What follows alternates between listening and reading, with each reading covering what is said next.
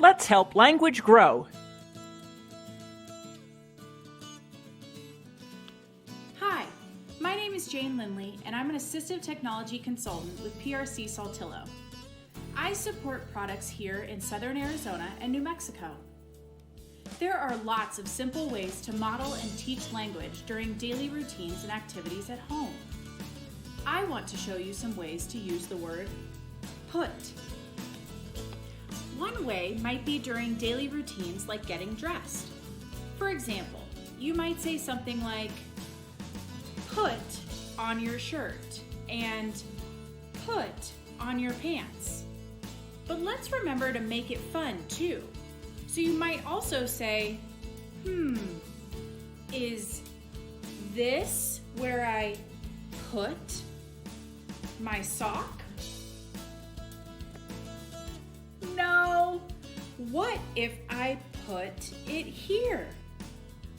Is this where I put my sock? No, where should I put it? That's right, I should put it on my foot. Another easy way to use the word put in a meaningful and fun way is during a highly motivating activity, like coloring.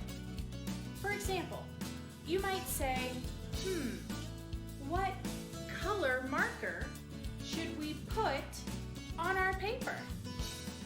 Or, help me put the glue on. Or, what should we put on our drawing next?